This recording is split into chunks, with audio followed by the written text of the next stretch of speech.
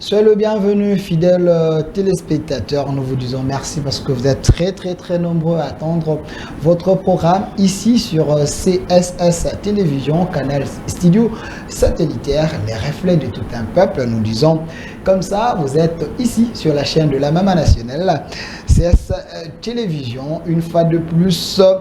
C'est votre émission Rendez-vous du soir où nous recevons les têtes bien faites de la nation, les gens qui sont capables à décrypter les grandes lignes d'actualité dans le monde pour donner une orientation aux dirigeants pour que le dirigé soit vraiment dans de bonnes conditions. Aujourd'hui, nous avons l'honneur de recevoir pour vous, pour la toute première fois dans cette émission, M.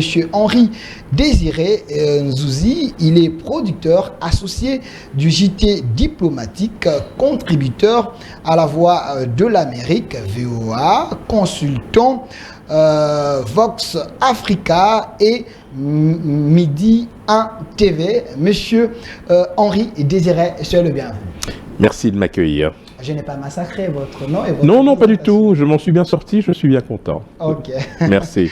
Merci, c'est pour la toute première fois d'abord que vous puissiez être ici sur la chaîne de la Mama Nationale. Monsieur Philémon, si vous avez la photo de la Mama Nationale, aidez-nous d'abord à voir cette photo. Quelles sont vos impressions d'abord? Bien, je pense qu'elle est le visage et le reflet de la nation, de l'unité nationale. Et je pense qu'aujourd'hui, en ces temps incertains, davantage de cohésion, davantage de concorde mérite d'être incarnée. Et je pense qu'elle le fait à merveille. Elle le fait à merveille. Vous êtes sans ignorer, en Afrique, nous avons deux présidents. On dit toujours derrière un grand homme, il y a une grande dame. Bien entendu. Mais quand vous avez la maman nationale, la maman de la nation, avec son initiative Excellencia, ça vous dit quoi? Vous êtes un parent, elle prend de pauvres, les gens qui n'ont pas de moyens, et les envoyer ailleurs pour aller apprendre, pour apporter un plus à la nation. Mais je crois que c'est la manière la plus efficace et la plus belle démonstration qu'il est important d'accompagner celles et ceux qui ont un potentiel, mais qui n'ont pas forcément les moyens de l'exploiter. C'est en encourageant l'initiative et en soutenant les plus prometteurs, les plus talentueux, que l'on peut créer les conditions d'un capital humain performant, car c'est aujourd'hui le plus précieux de notre capital, c'est le capital humain, les jeunes donc. Et il est normal, important, souhaitable que ces jeunesses soient à la fois encadrées, conscientiser, mais surtout encourager. On va rester sur ce que vous venez de dire, un capital humain encourageant, sérieux. Alors, avec vous, on va parler d'un sujet important, enjeux et défis de la fracture géopolitique et stratégique du monde consécutive au conflit ukrainien. Quelle place l'Afrique en général et la République démocratique du Congo? On va en parler, mais restons d'abord sur la première question. Quand vous parlez du capital humain, l'Afrique a des problèmes très sérieux. Parce que la culture que nous appliquons aujourd'hui, ce n'est pas la nôtre. Nous avons l'impression, on a tout copié de l'extérieur.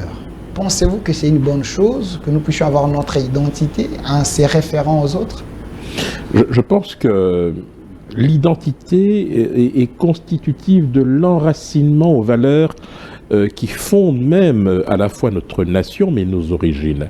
Et je crois qu'il est tout aussi important, voire souhaitable, qu'il faille préparer la génération suivante en lui donnant les outils pour maîtriser le monde dans lequel ils vivent. Un monde incertain, je l'ai évoqué tout à l'heure, où il y a énormément de difficultés, énormément d'inconnus, beaucoup de violence.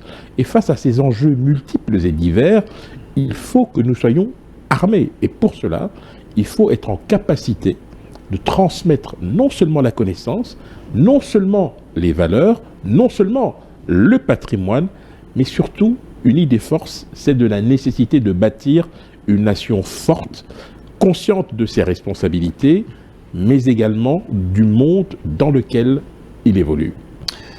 Le peuple qui n'a pas de repères, c'est un peuple qui est nulle part. Ah oui, très clair que l'absence totale de repères nous mène à l'impasse ou dans un mur. C'est pour cette raison qu'il faut avoir en permanence des boussoles, des référents, des points qui permettent de se situer dans l'espace et le temps. Bref, il faut qu'il y ait des valeurs, il faut qu'il y ait des modèles inspirants et il faut surtout qu'il y ait une conscience qui sous-tende tout cela. C'est ça qui permet de pouvoir avancer. Je sais qu'au début, c'est pas très facile parce que c'est pas évident d'entraîner dans son sillage le plus grand nombre. Vous avez toujours au départ un groupe limité d'individus qui voient plus clair, plus vite et plus loin que les autres et qui finissent petit à petit par être rejoints parce que ce travail qui les avait isolés à un moment donné finit par profiter au plus grand nombre. Voilà, finit par profiter au plus grand nombre. Et c'est le cas de la République démocratique du Congo parce que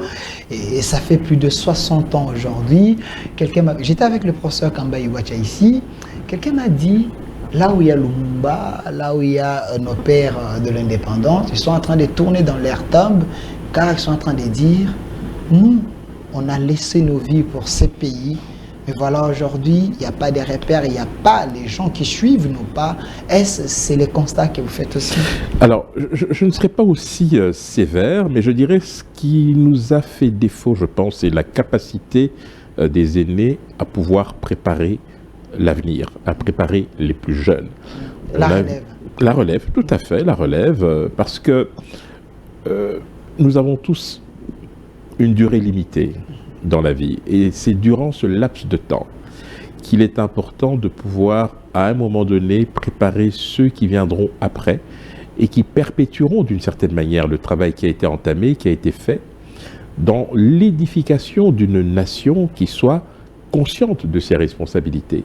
Je pense qu'il faut sortir de ces vieux réflexes qui consistent à vivre au présent. Il faut avoir un regard rétrospectif vers le passé en étant extrêmement objectif et critique. Il faut bien évidemment préparer l'avenir tout en essayant d'améliorer le présent. Mais ce qui est important au final, c'est que l'idée même de la pérennité et de la survie d'une nation puisse être véritablement au cœur de nos préoccupations. Et c'est pour cette raison que je parle de capital humain, car il faut le préparer et il faut lui donner les moyens de pouvoir faire face au monde dans lequel nous vivons. Je vous pose une question directe, vous allez m'excuser, mais si je ne me pose pas cette question, on va louper l'histoire. Il y a ceux qui pensent que la RDC n'était pas prête à réclamer son indépendance parce qu'on avait peu dévolu à l'époque, les gens incapables à transmettre des valeurs à la génération future. Est-ce c'est vrai? Vous savez, l'aspiration au changement, l'aspiration à davantage de liberté s'affranchit de toute considération, j'allais dire, chronologique. Alors, dire que c'était trop tôt, pas assez mûrement réfléchi, je pense que ça... évolué à l'époque, je pense qu'on ne peut pas aller contre l'histoire. Lorsqu'un mouvement est enclenché, on peut effectivement, après mûre réflexion, faire ce que l'on appelle un devoir d'inventaire pour savoir ce qui a marché ou ce qui n'a pas marché. Mais au final, l'initiative a ceci de bon puisqu'elle a permis à un peuple tout entier de se libérer des chaînes de la colonisation et de pouvoir créer les conditions de son propre développement. Je rappelle par ailleurs que la situation n'a pas toujours été mauvaise. Je rappelle qu'entre 1967 et 1973, le Congo de l'époque, qui deviendra le Zaïre en 1971, avait un taux de croissance à 2 chiffres. Okay. Nous étions à 12-13%. Ça veut dire que nous ne pouvons pas, effectivement, avec les difficultés d'aujourd'hui, charger le passé. Je pense qu'il faut assumer ce passé, corriger les erreurs et faire en sorte que nous puissions être en capacité d'améliorer l'avenir de ceux qui auront la charge de poursuivre ce travail. Voilà, merci Monsieur Henri Désiré Nzuzi. On parle d'un sujet important, enjeux et défis de la fracture géopolitique et stratégique du monde consécutif et au conflit plutôt ukrainien. Quelle place pour l'Afrique en général et la RDC en particulier parlons-en parce qu'on a fait un saut dans les passés. On n'est pas passéiste, mais c'est important d'en parler. En 1960, la République démocratique du Congo faisait rêver le monde.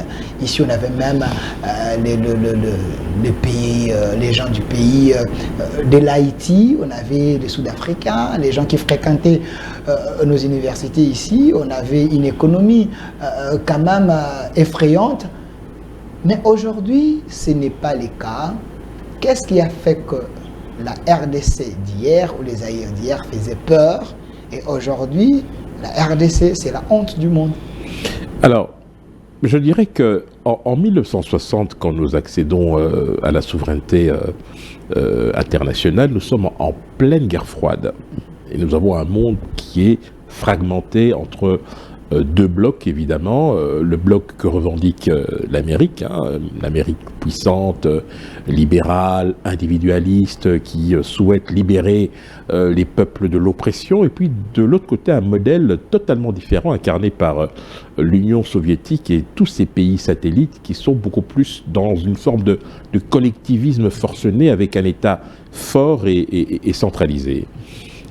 Les années ont passé, nous avons eu un deuxième choc, j'allais dire géopolitique et stratégique. Ça a été la chute du mur de Berlin qui a mis un terme d'une certaine manière à la guerre froide et qui a permis à un certain nombre de pays qui jusqu'ici étaient sous le joug communiste, notamment de l'Union soviétique, de se libérer et de se rapprocher du modèle occidental. Au cours de ces deux périodes, on a vu les pays africains tâtonner chacune ou chacun, en tout cas, à leur rythme, adhérant ça et là à des mouvements pour lesquels ils n'étaient pas forcément préparés, mais avec en toile de fond une volonté de créer une forme d'unité au sein de l'Afrique. Ça a été notamment la déclaration du Caire, avec la création de l'organisation de l'unité africaine, qui deviendra par après en 2002 l'Union africaine, et qui, d'une certaine manière, aura ce mérite de pouvoir, j'allais dire,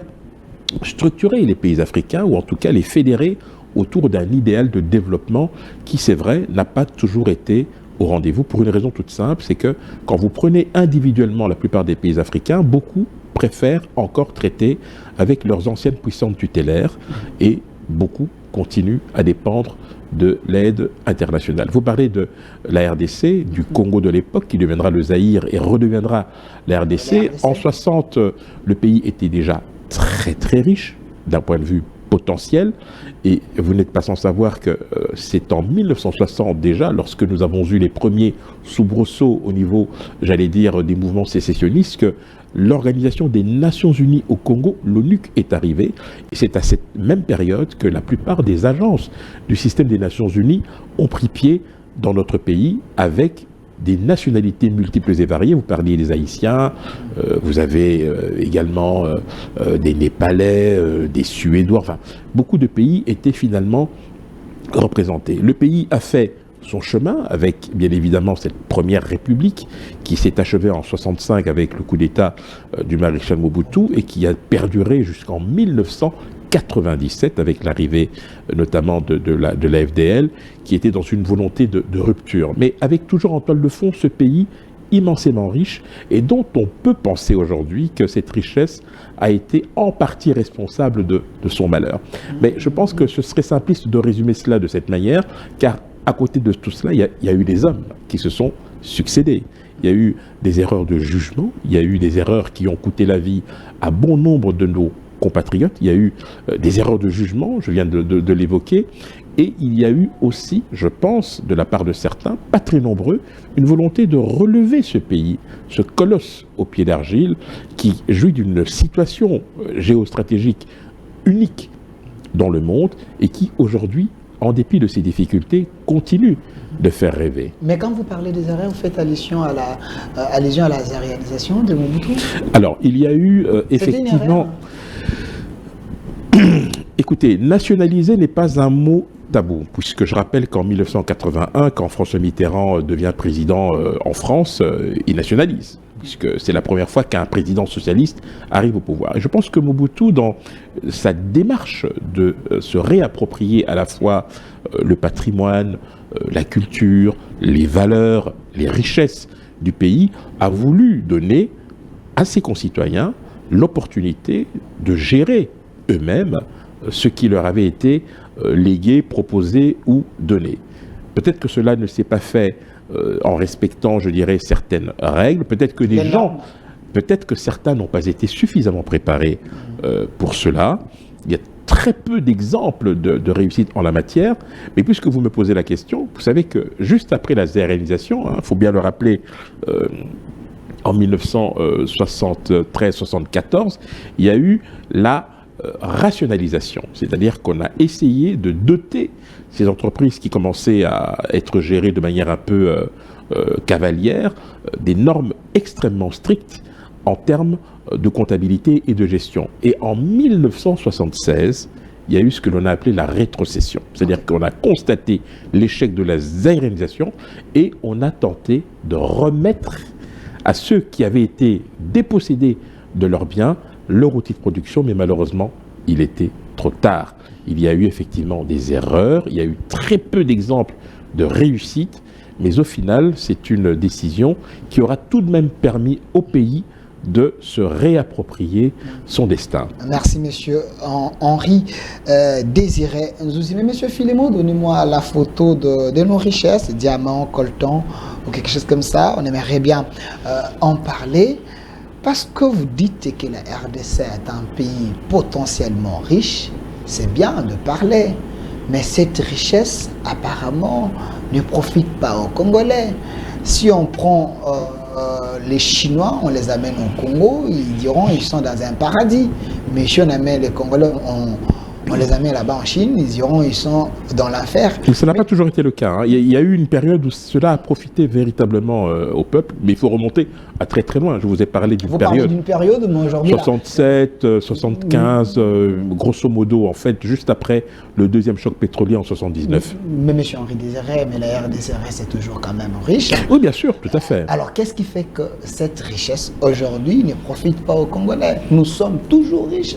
Les gens, les pauvres arrivent ici et dans 2, 3, 4 mois, une année, ils deviennent très riches. Mais la RDC, les Congolais restaient comme ça. Nous avons les chefs d'entreprise congolais qui pleurent. Notre principal talon d'Achille, si je peux me permettre cette expression, aujourd'hui, notamment dans le secteur minier, c'est la difficulté que nous avons à créer des chaînes de valeur. Entre l'extraction et la commercialisation, il y a toute une série d'étapes que nous zappons parce que nous n'avons pas la capacité. Nous zappons. Nous zappons, oui, tout à fait. Et la responsabilité est à qui? Alors, cette responsabilité, elle est partagée, je dirais, parce que je rappelle quand même que nous avons une entreprise nationale qui, pendant de très longues années, pourvoyait en tout cas le pays en devises et permettait justement au pays d'avoir un budget conséquence, qui a d'ailleurs aussi été d'une certaine manière notre faiblesse, puisque nous ne dépendions que d'un seul secteur, c'est le secteur extractif, pendant que l'agriculture restait et reste encore aujourd'hui le parent pauvre. Il y a une série de choix qui ont été faits, il y a eu des tentatives de rectifier le tir d'une certaine manière. Souvenez-vous, au milieu des années 80, il y avait ce que l'on a appelé les plans d'ajustement structurel renforcés qui nous ont été imposés par le FMI avec l'arrivée de nouvelles règles de rigueur et de gestion. On se souvient évidemment de l'époque où M. Kengo était Premier ministre, où il fallait se serrer la ceinture, où il fallait être compétitif sur un certain nombre de sujets. Effectivement, il y a eu une conjoncture qui n'a pas été favorable à la RDC, il y a eu des choix qui ont été faits de manière hasardeuse, et puis surtout, ne l'oubliez pas, l'attraction qu'exerce notre pays, déjà à l'époque et encore aujourd'hui, fait que vous avez un certain nombre de partenaires, vous avez un certain nombre d'investisseurs qui expriment leur souhait de venir officiellement, je dis bien, exploiter nos richesses pour contribuer à la richesse nationale, mais on voit très bien dans les faits que cela n'est pas toujours le cas, et ça, c'est parfois la conséquence de décisions malheureuses qui sont prises en haut lieu ou qui n'ont pas été suffisamment jugées, analysées et surtout, j'allais dire, prises en compte, notamment dans le bien-être ou l'intérêt bien compris de nos concitoyens. Je pense que vous êtes parmi les têtes bien faites, de la République. Et j'ai oublié de vous poser la question si vous êtes Congolais des pères et des mères. Je ne sais pas si ça vous dérangerait. C'est dans l'air du temps, oui, bien sûr, je vous rassure, bien sûr. Voilà, je ne sais pas si ça vous dérangerait. Non, pas du tout, je vous en prie. Alors, j'ai l'impression, en vous entendant parler, vous êtes un peu trop plaintif. Plaintif? Oui. Ah non, pas du tout. Il faut réagir. Alors, vous êtes Congolais. Qu'est-ce qu'il faut faire pour que la RDC aujourd'hui relève la tête? Mais il faut d'abord réfléchir. Parce que nous avons tout. On ne relève pas la tête pour relever la tête. Je pense que dans une démarche cohérente, il faut prendre les éléments du problème afin de les analyser et pouvoir être en capacité de pouvoir prendre les bonnes décisions. Vous avez un certain nombre d'options qui doivent être levées. Vous devez évaluer le risque que vous prenez, et vous devez aussi être en capacité de vous entourer des compétences qui vous permettront d'atteindre cet objectif-là. Je pense que à ce niveau-là, il faut qu'il y ait une application de tous. La première chose, et cela m'amène à vous parler d'une initiative que je trouve tout à fait louable, qui a été prise en 2017, avec notamment cette loi sur la sous-traitance, puisqu'on parlait des étrangers qui venaient faire de l'argent ici. Effectivement, il y avait un problème lorsqu'on se rendait compte que dans la sous-traitance, quasiment 90 à 95 des marchés conclus étaient le fait d'entreprises qui, en fait, n'étaient pas entreprises congolaises. Alors, comment créer les conditions de l'émergence d'une classe moyenne? Eh bien, en essayant d'orienter une partie de ce marché vers les nationaux pour créer ce que l'on appelle le local content, la capacité à produire localement des chaînes de valeur et permettre précisément cette émergence d'une classe moyenne qui nous fait tant défaut. Et je pense qu'à ce niveau-là, les responsabilités sont partagées. Quand vous êtes dans un pays qui, au départ, était fortement centralisé et qui, aujourd'hui, est décentralisé avec un nombre important de gouvernorats, d'assemblées provinciales, il faut que chacune de ces entités décentralisées prenne également leurs responsabilités et puisse mener localement des politiques sans chaque fois se plaindre à Kinshasa en disant que ça ne marche pas, etc., etc.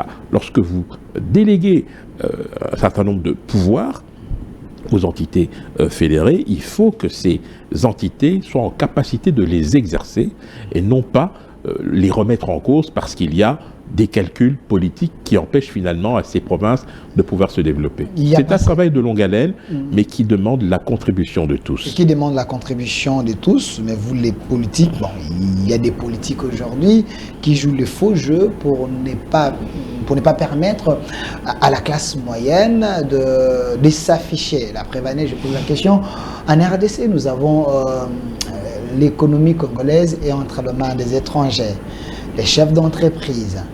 Aujourd'hui, la RDC n'a pas ses banques propres. Nous avons toutes les banques que nous avons ici, c'est les banques des étrangers. Ça n'a rien d'exceptionnel. Hein. Si vous allez en Belgique, par exemple, la plupart des banques sont françaises ou hollandaises. Donc il y a eu un mouvement comme ça qui ont fait qu'à un moment donné, les banques localement ont eu des difficultés. Elles ont soit fusionné ou ont été rachetées à la faveur notamment d'entrées massives dans leur capital. Le problème ici, les commerçants congolais, les chefs d'entreprise, ceux qui ont des projets, ils ne savent pas où aller prendre des dettes pour mettre leurs projets en pratique. Il est vrai que l'octroi des crédits est très très difficile parce que c'est le risque qui reste très important. Si vous n'êtes pas en capacité de donner des garanties suffisantes, vous aurez effectivement des difficultés pour ce faire. Mais l'État peut accompagner. L'État peut accompagner, mais il y a des initiatives qui ont été prises par l'État, notamment. Il n'y a pas que le FPI, vous avez aussi le Fonds pour l'entrepreneuriat des jeunes, vous avez l'ANADEC, vous avez toute une série d'initiatives qui vont dans le sens d'un encouragement. Écoutez, ce sont vos mots, et je note par ailleurs que c'est un travail de longue haleine. On ne peut pas exiger d'un pays qui a 63 ans d'indépendance d'arriver au même résultat que des vieilles démocraties qui ont 2-3 siècles. Je pense que là aussi, il faut que nous soyons raisonnables, même s'il est vrai que certaines erreurs peuvent être, je dirais, évitées. Mais ce qui est important, c'est de pouvoir accompagner le mouvement lorsque cela s'avère nécessaire. Et je l'ai dit tout à l'heure, il faut qu'il y ait un groupe pionnier de gens qui se sentiront peut-être seuls au départ, parce que pas du tout suivis par la majorité, mais le fait d'avoir raison trop vite, de voir très loin et très tôt, peut créer les conditions de cette émergence-là. Il faut simplement s'inscrire dans cette dynamique. Voilà, merci. Nous allons rentrer du côté de la réalisation. On prend une image. Vous avez organisé quand même une réunion, si je peux appeler ça comme ça, échange de connaissances avec le chef d'entreprise et autres là. On prend d'abord cela, on va revenir comme ça. On va continuer avec monsieur Henri Désiré Nzouzi. Organisé tous les mois par les journaux télévisés diplomatiques, le networking est un rendez-vous important qui permet de connecter les acteurs de la vie internationale actifs en République démocratique du Congo aux différents écosystèmes congolais. Après la présentation des différents acteurs du monde entrepreneuriat par l'organisateur de networking, Henri Désiré Nzouzi, ces derniers ont salué cette initiative qui favorise des échanges et des débats d'intérêt général. Pour moi qui suis avocate, ça m'a permis de jauger un peu les personnalités qui sont présentes ainsi que les potentiels investisseurs, puisque nous accompagnons des investisseurs dans le monde des affaires. Donc je pense que c'est quelque chose qui doit se perpétrer chaque mois pour que les gens se connaissent, pour que les gens puissent discuter et puis pour que les gens puissent créer ensemble. Je vous avoue que je suis un petit peu ici par hasard. C'est un collègue qui m'a téléphoné en me disant viens à Malamou, c'est vraiment une conférence, c'est très intéressant parce que lui c'est pas la première fois qu'il vient. Et donc voilà, je suis venu et je ne le regrette pas du tout vu la richesse de ces rencontres, des personnes très intéressantes, très entreprenantes. Je ne vous cacherai pas que je reviendrai. À chaque fois, je reviendrai. Dès que l'occasion se présentera, j'y reviendrai. C'est la première fois que j'assiste à cet événement de GT diplomatique. C'est un événement important, je dirais même crucial, parce que là, ça permet à ce que des gens échangent, discutent et échangent des idées. J'aimerais que ça soit aussi plus régulier pour la ville de Kinshasa, pourquoi pas en province, un peu partout. Ça nous permet d'échanger ensemble et lors des échanges, il y a toujours des idées positives qui en sortent. L'entrepreneur et directrice générale de la chaîne Canal Studio Satellitaire Hello Walla a encouragé l'organisateur des continuer avec cette initiative combien louable. Premièrement, par rapport à l'organisateur même de l'événement, qui est M. Henri Désiré Nzouzi. Il est vrai qu'il a une manière de faire en sorte de connecter les gens et je pense que cet événement qui est donc un événement de connexion avant toute chose et un événement d'interconnexion, je le dis parce que même moi j'ai pu, grâce à ma petite carte de visite, découvrir pas mal de projets, pas mal de personnalités différentes et une diversité existante aussi sur le territoire. Donc je ne peux que l'encourager à continuer, à persévérer. Pour moi c'est quelque chose, et je pense, pour moi c'est une première qui se doit de se faire tous les mois afin de pouvoir voir un peu et connaître les avancements des autres, mais surtout connaître d'autres personnes, parce que je pense qu'il y a véritablement une richesse dans le pays qui se doit d'être connue. Henri Désiré Nzouzi, organisateur des networking, a circonscrit l'importance de cette activité. C'est un rendez-vous important qui a lieu tous les mois depuis bientôt 3 ans. L'objectif, vous l'aurez compris, étant de connecter les acteurs de la vie internationale, c'est-à-dire des gens qui, par leurs agissements, impactent sur la vie, sur le développement de la RDC. Et l'idée, c'est de les connecter à ces écosystèmes pour qu'il en sorte des choses positives. Et donc, tous les mois, on réunit ces personnes de bonne volonté pour débattre sur des sujets d'intérêt général qui permettent finalement de créer des synergies et des convergences de vues. Je crois qu'il faut être passionné par la RDC. Je crois qu'il faut aimer ce pays de toute son âme, de toutes ses tripes, pour trouver les voies et moyens de l'aider à s'en sortir. Je pense que nous avons tous une responsabilité, à la fois individuelle et collective, pour nous engager pleinement dans ce combat qui nous est imposé et pour lequel nous devons être suffisamment, j'allais dire, solidaires les uns les autres et suffisamment unis et rassemblés. Je crois que c'est la clé et c'est pour cette raison que nous ne sommes pas fermés. Les acteurs de la vie internationale ne sont pas forcément congolais, ils viennent de l'extérieur, ce sont parfois des amis du Congo, ce sont parfois des partenaires traditionnels et je pense que c'est dans le débat et l'échange que l'on peut arriver à des choses intéressantes, pistes de solutions, recommandations et autres propositions constructives. Rappelons que cette manifestation s'est clôturée dans une bonne ambiance. De retour sur ces plateaux, Monsieur Henri Désiré Zouzi, nous venons dessus. On a reconnu la voix de notre DG, Madame Eloala. C'était quoi l'objectif? Vous avez réuni le chef d'entreprise. Alors, l'ADN en fait de ce networking, c'est d'abord de nous intéresser aux acteurs de la vie internationale et à leurs interactions. Alors, qu'est-ce qu'on entend par acteurs de la vie internationale? Ce sont les gouvernements, ce sont les multinationales, c'est le système des Nations Unies, ce sont les représentations des organisations internationales, c'est le système financier international, ce sont aussi, on l'oublie parfois, ce sont aussi les diasporas. Tout ce monde est représenté en RDC et ce beau monde, parfois, a du mal à se connecter aux différents écosystèmes qui sont les nôtres. Ça peut être le secteur agricole, économique, culturel, éducationnel, juridique. Et nous donnons l'opportunité à des gens qui habituellement évoluent dans des, j'allais dire, dans des lieux formalisés, d'être beaucoup plus détendus, beaucoup plus ouverts, beaucoup plus accessibles pour aller à la rencontre d'autres acteurs avec lesquels ils peuvent interagir, réfléchir sur des projets à porter ou tout simplement pour voir comment il est possible, ensemble, de pouvoir mettre en œuvre un certain nombre de projets qui seront profitables à la population notamment et au développement de la RDC. Alors, Monsieur Henri Désiré, j'ai l'impression que vous aimez trop les gens qui sont dans des bureaux climatisés, mais regardez ici, vous voyez, il y a également les entrepreneurs congolais. Et ces gens ici, pour vous, vous ne pensez pas à eux? Ils sont importants. Si, tout à fait. Les gens que moi je réunis, souvent, ont en charge des projets qui profitent à ces personnes-là. Okay. Le problème, évidemment, c'est, j'allais dire, la manière dont les choses sont sensibilisées, rendues, j'allais dire, comment on fait connaître ces projets. Lorsque vous venez en aide à des mamans, à des femmes maraîchères, mais que vous n'en parlez pas, il y a un problème. Il faut le faire savoir. Il faut que l'on sache que dans l'arrière-pays, il y a des hommes, des femmes qui travaillent à la sueur de leur front et qui peuvent bénéficier de ce que l'on appelle d'un renforcement de capacité. Lorsque vous allez creuser un puits dans une zone où il n'y a pas d'eau et que vous donnez l'opportunité à des acteurs locaux de créer une activité, c'est un bon point. C'est toujours bon à prendre. Et je pense qu'il faut encourager cela. Les gens que je réunis régulièrement tous les mois, ce sont des gens qui soit réfléchissent sur la manière la plus efficace d'aider ces populations ou sur la manière, j'allais dire, de mieux articuler et de mieux coordonner les actions qui parfois, il faut bien le dire, sont dispersées.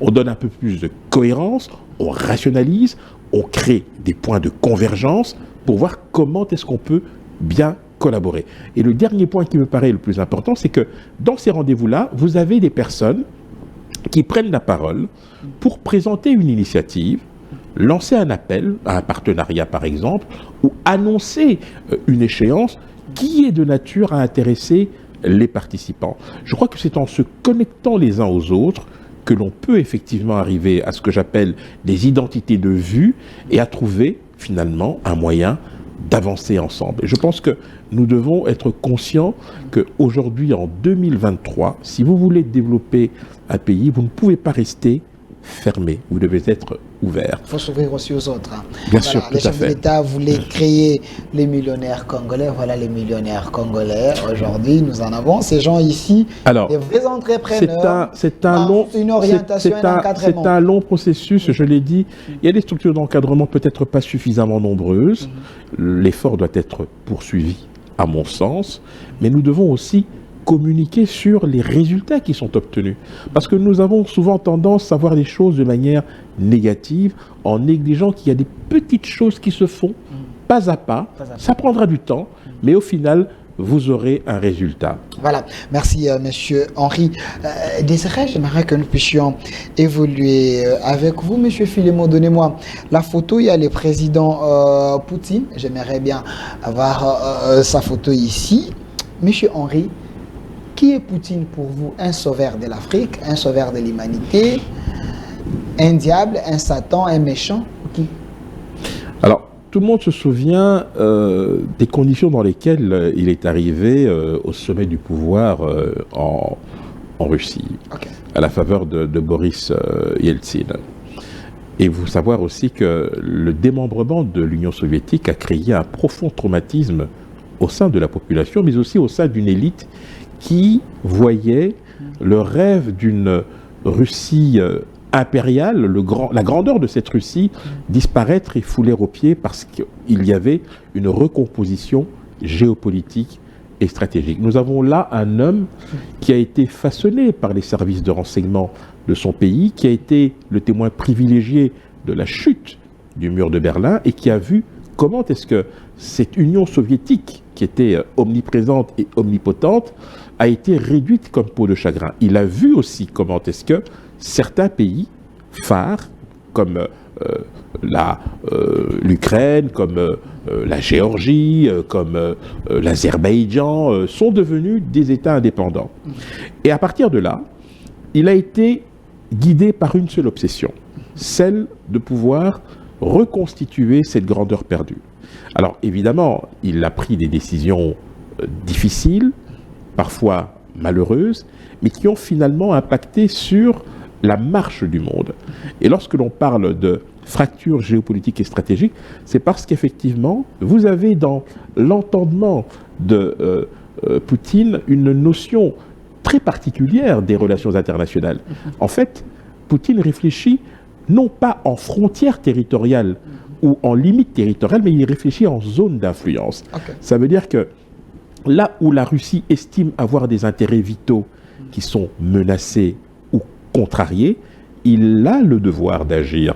Et je pense que c'est cette logique qui a prévalu dans sa décision de lancer ce qu'il appelle pudiquement l'opération spéciale contre l'Ukraine. Je note par ailleurs qu'il y a 9 ans déjà, lorsque la Crimée a été annexée, c'était aussi une manière d'envoyer un signal à l'Occident pour dire la ligne rouge, c'est d'absorber ou d'entraîner l'Ukraine, qui reste dans l'esprit de beaucoup de Russes encore aujourd'hui, j'allais dire une partie intégrante de l'ancien empire, de basculer du côté occidental, livrant d'une certaine manière la Russie, en tout cas la mettant à portée d'une OTAN qui souhaite s'élargir davantage. Ici, il ne s'agit pas de justifier ce qu'il a fait, il s'agit simplement de comprendre les ressorts psychologiques qui l'ont amené à décider d'une invasion qui, aujourd'hui, a des conséquences dramatiques, pas seulement sur les Ukrainiens, mais aussi sur le reste du monde. Certains pays, voulais-je dire, de l'Afrique et du monde. Bien sûr. Mais il y a un problème. Poutine, le président français, pense que c'est quelqu'un qui utilise les méthodes archaïques. Alors, il y a même le mandat, ou soit le mandat de la CPI. Pensez-vous que Poutine mérite d'être arrêté? Ou Poutine n'avait pas totalement raison à faire ce qu'il est en train de faire? Ou pour l'intérêt de son pays, il pouvait se défendre?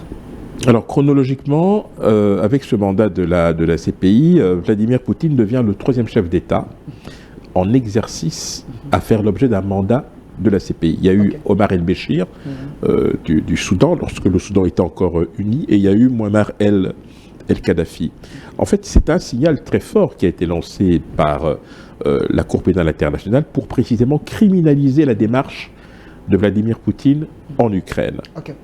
Et cela a un effet sur les opinions parce qu'en fait, cela veut dire que Vladimir Poutine est aujourd'hui traité comme un justiciable devant une cour pour des faits qui lui sont reprochés. On ne va pas les rappeler, mais grosso modo, crimes de guerre, déportation d'enfants, enlèvement, etc. Il y a même les images des satellites. Hein. Voilà. Donc, il n'y a pas que lui, il y a aussi Notre-Dame de son pays. Alors, vous avez comme ça, au niveau international, une forme pas de résistance, mais en tout cas de réponse coordonnée, concertée qui se mettent en place pour essayer de limiter au maximum les effets désastreux de la présence actuelle des Russes, de son armée évidemment, sur le territoire ukrainien. J'espère qu'on aura l'occasion justement de parler du rôle finalement que l'Afrique et notamment notre pays, la RDC, peut avoir ou peut occuper dans ce qui est en train de se passer. Alors, M. Henry, ce qui est encore étonnant, c'est que M. Poutine, à moins que je me trompe, il est en Afrique du Sud, il a fait quelques heures là-bas au jour, mais il devait être arrêté parce que l'Afrique du Sud est également un pays membre de la CPI. C'est une manière de défier la communauté internationale où Poutine, c'était un électron. Alors, je veux dire, le traité de Rome qui institue la CPI a eu beaucoup de mal à être mis en œuvre et à être respecté. Vous avez des États partis qui sont signataires mais qui n'exécutent pas du tout la lettre et l'esprit de ce traité. Ce n'est pas la première fois que l'Afrique du Sud, par exemple, n'obtempère pas ou s'abstient d'exécuter. Alors, je rappelle que l'Afrique du Sud appartient... C'est un pays rebelle? Alors, non, pas du tout. L'Afrique du Sud fait partie des BRICS. Excusez-moi, BRICS, c'est Brésil, Russie, Inde, Chine, Afrique du Sud. Et puis, je rappelle par ailleurs que l'Afrique du Sud s'est abstenue lors du vote en février-mars 2022, le vote qui a condamné l'invasion de la Russie en Ukraine. Donc, l'attitude de l'Afrique du Sud est tout à fait compréhensible. L'Afrique du Sud est une alliée objective de la Russie. L'Afrique du Sud ne veut pas insulter l'avenir parce que dans cette fragmentation géopolitique et stratégique, vous avez en fait 3 camps qui se font face. D'habitude, on parle de 2 camps, mais il y a 3 camps. Il y a ceux qui agissent, donc il y a lui qui est, on le sait, dans des conditions épouvantables et illégales en Ukraine. Il y a ceux qui réagissent, l'Occident, avec les Américains en tête, qui apportent un soutien massif aux Ukrainiens pour leur donner les capacités de résister à cette invasion. Et puis il y a ceux qui observent. Et dans ce groupe-là, il y a 2 catégories. Vous avez la Chine, qui, elle, peut toujours trouver prétexte à contrarier les intérêts américains en se rapprochant éventuellement d'une Russie pour se positionner éventuellement comme médiateur. On a vu il y a quelques semaines cette proposition de plan de sortie. Vous avez la Turquie qui est membre de l'OTAN, mais qui a quand même eu le mérite de décanter une situation, notamment au niveau des céréales, parce que je rappelle que ce conflit impacte fortement sur notamment l'industrie agroalimentaire en Europe, mais aussi en Afrique, parce que là, vous avez même le président Macky Sall, tout à fait, à l'époque, quand il tout était à fait, président de l'Union parce africaine, qu'il y a, il était parti demander tout à fait, parce qu'il y a effectivement des engrais, il y a un certain nombre de produits céréaliers pour lesquels l'Afrique reste tributaire. Et puis ceux qui observent, qui en fait ont du mal à se positionner. Et dans ce groupe-là, vous avez beaucoup de pays africains. Vous savez, lors du vote au mois de février-mars 2022, vous avez autant de pays qui se sont abstenus que de pays qui ont voté contre. Et vous avez une infime partie, parmi lesquels l'Érythrée notamment et le Mali, qui eux, en fait, n'ont pas voté contre la Russie et ont plutôt décidé de rester solidaires d'une certaine manière. On le comprendra aisément pourquoi, puisque effectivement, ce qui semble séduire certains pays africains par rapport à la Russie, c'est, et là je parle avant l'invasion de l'Ukraine évidemment, c'est cette capacité, ce qui était aussi le cas de la Chine d'ailleurs, de proposer un modèle alternatif au modèle occidental. Le modèle occidental est fondé sur les principes. Je vous aide, mais attention, droits de l'homme, démocratie, élection. La Chine, la Russie et dans une certaine mesure l'Inde ont une approche un peu différente. C'est des communistes, hein? Pas forcément communistes, ce sont plutôt des gens qui ont à cœur de ne pas, j'allais dire, brusquer la susceptibilité des Africains, en essayant de respecter les Africains en tant que tels, en s'abstenant d'être des donneurs de leçons, et en privilégiant ce qui n'est pas forcément évident, un partenariat gagnant-gagnant. Ça reste encore à prouver. C'est pour ça que le piège dans lequel l'Afrique risque de se retrouver, c'est de rejeter un modèle sous lequel il a toujours évolué pour adhérer à un autre modèle qui n'offre pas forcément toutes les garanties, mais qui a le mérite de pouvoir consacrer une fracture avec le modèle occidental. Alors, Monsieur Henri Désiré Nzouzi, quels sont les dangers si aujourd'hui Poutine n'est pas arrêté, Poutine n'est pas stoppé, parce que je suis un ancien candidat malheureux à l'élection présidentielle en France, M. Zemmour, qui dit alors il ne faut pas s'évader la face, qui va aller chercher Poutine pour l'arrêter. C'est un pays quand même nucléaire, c'est bien sûr. Il y a, vous savez, on ne va pas se mentir, hein, je crois que tout ça va se terminer par une négociation. Et dans la négociation, vous avez trois approches. Soit vous décidez par consensus, soit par compromis, ce qui peut déjà être en soi une avancée, soit par concession.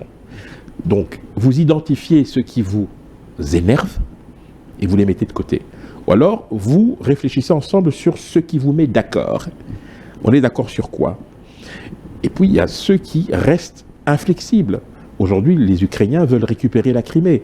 Mais vous pensez bien que Poutine n'acceptera jamais de céder la Crimée. Mais à un moment donné... Mais la Crimée est déjà annexée Oui, elle est annexée, mais on a déjà vu des retours en arrière. Donc ce n'est pas exceptionnel en soi.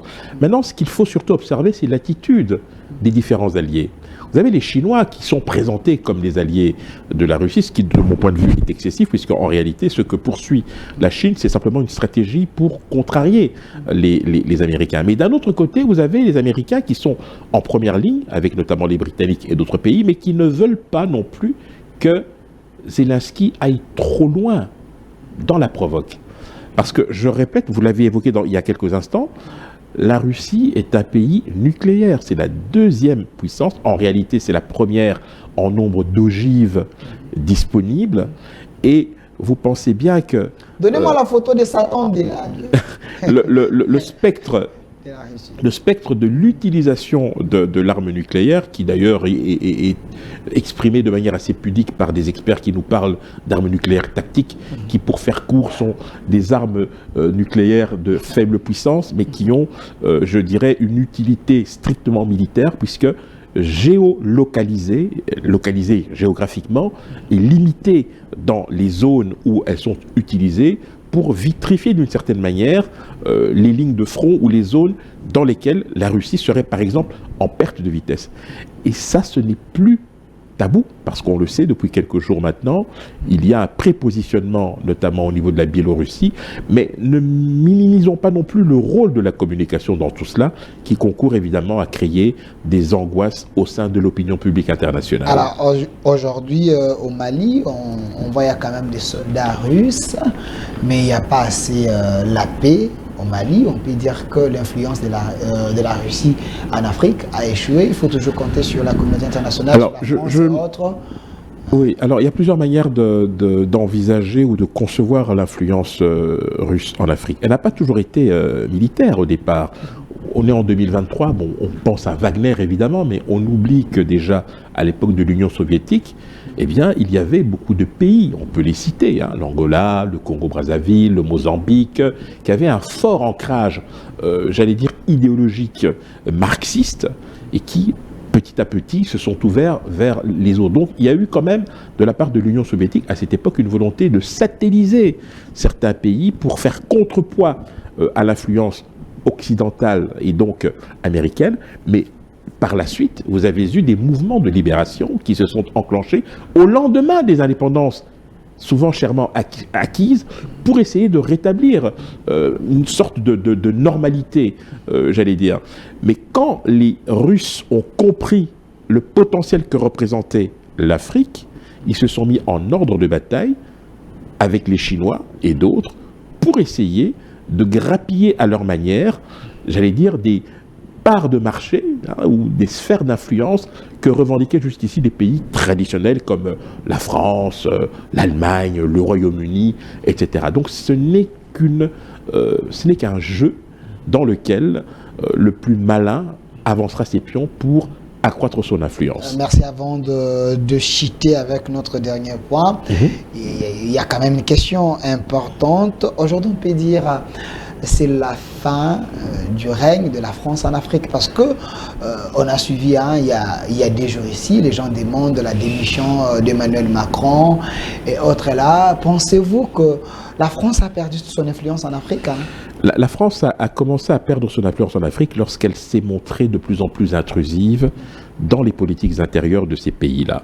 Cette ingérence, parfois insupportable, a été perçue comme une véritable insulte. Guinée, Gabon, et Mali, une entrave. Oui, y a tant mais de pays. Hein. au-delà, vous aviez aussi l'instrument de l'influence française et de sa domination. Cet instrument, c'est quoi? Le franc CFA, la monnaie, Ok. qui maintenait encore ses économies, non pas sous perfusion, mais sous domination française. Lorsque vous avez une monnaie africaine commune à plusieurs pays, dont les réserves sont logées à la Banque de France, il faut se poser des problèmes. Ok. Et vous avez des gens qui ont un fort sentiment patriotique et nationaliste, qui revendiquent effectivement qu'il y ait un retour.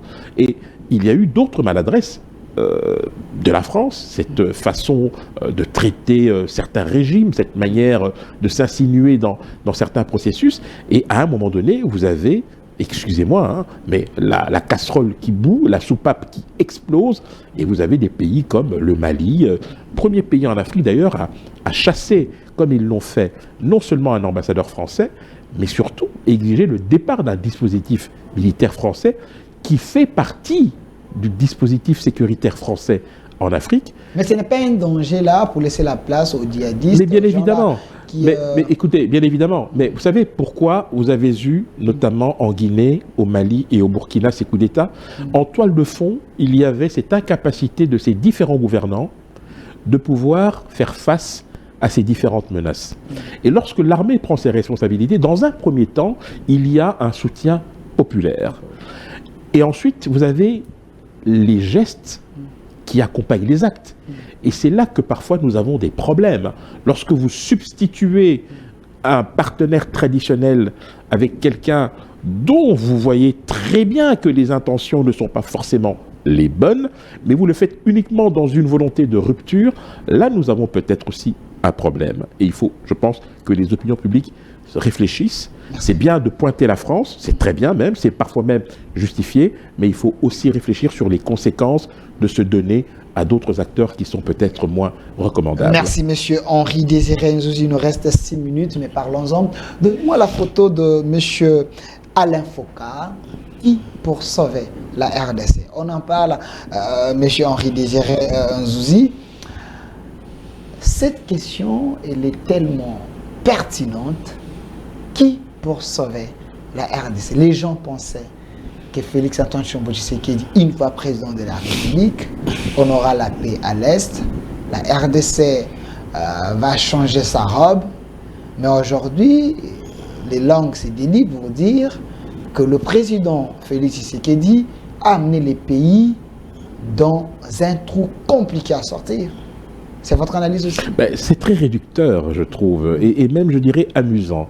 On oublie d'abord que ce président élu a hérité d'une situation et que ses prédécesseurs, proches ou lointains, n'ont pas été non plus en capacité de régler certains problèmes. Première chose. Deuxième chose, savez-vous que le premier mandat, il est de 5 ans, oui. On est bien d'accord, mais en réalité, il n'est que de 3 ans. Parce que vous avez la première année où vous êtes obligé effectivement de faire un audit, un inventaire, installer vos équipes, etc. La deuxième année, vous commencez à vous organiser. La troisième année, vous commencez à mettre les réformes en marche, vous consolidez et vous êtes déjà en campagne électorale lors de la dernière année. Il faut avoir présent à l'esprit que ce sont de longs processus qui demandent non seulement l'adhésion de tous, mais surtout l'engagement sincère de tous les acteurs. Je vous donne un exemple très très simple. Nous sommes agressés par le Rwanda, mais nous avons au sein de l'opposition des gens qui essayent de capitaliser ou d'exploiter politiquement cette situation. C'est inacceptable. Si le pays est en guerre, vous devez mettre de côté vos divergences et constituer ce que j'appelle ce fameux front commun, cette alliance pour bouter. Comme ça s'est fait en France, s'il y a un problème, on voit Macron appeler Hollande et les autres là. Mais il faut que les Congolais, à un moment donné, mettent de côté leurs divergences pour cheminer vers un seul et même objectif. Neutraliser l'agresseur et le renvoyer là où il est. Moi, je suis assez irrité d'entendre matin, midi et soir ce genre de critiques. Quand on dit qui pour sauver la RDC, mais est-ce qu'on s'intéresse à ce qui marche en RDC? Vous savez, aujourd'hui dans les médias, c'est beaucoup plus vendeur de parler de ce qui ne va pas que de parler de ce qui va. Et il y a le même débat par rapport à des gens qui combattent ouvertement le terrorisme, mais qui ne sont pas souvent invités sur les chaînes de télévision parce que ce n'est pas suffisamment vendeur. Okay. Il est bon de noircir le tableau en permanence. Moi, je ne suis pas dans cette logique et je martellerai autant que faire se peut les efforts qui sont consentis. Il faut les mettre en évidence parce qu'il faut redonner de l'espoir et de la perspective. Il faut redonner de l'espoir. C'est bien. Donnez-moi la photo. Il y a le chef de l'État et le président rwandais. Je vais quand même avoir cette photo. M. Henri Désiré. Pensez-vous que la RDC, il est temps que la RDC puisse rompre totalement la coopération avec le Rwanda et aussi faire en sorte que le Rwanda cesse avec son influence sur la RDC? On dit bien que notre armée est infiltrée, notre administration est infiltrée. Oui. Non, le président de la République et le président rwandais. Notre armée est infiltrée. Est-ce qu'il faut rester dans des plaintes comme ça? Où il faut refaire bien les choses. Comment y arriver? Mais je pense que nous sommes déjà sortis de cette posture victimaire que nous avions. Je vous donne un exemple. Au Conseil de sécurité, par exemple, nous avons bataillé pour faire notamment lever les fameuses notifications qui concernent le régime des sanctions. Aujourd'hui, à la faveur d'une résolution qui a été adoptée, nous avons la capacité d'accroître, j'allais dire, les possibilités de réaction. Ça, c'est une première chose. La deuxième chose, la RDC a librement souscrit à un certain nombre d'organisations régionales et sous-régionales qui sont régies par des chartes.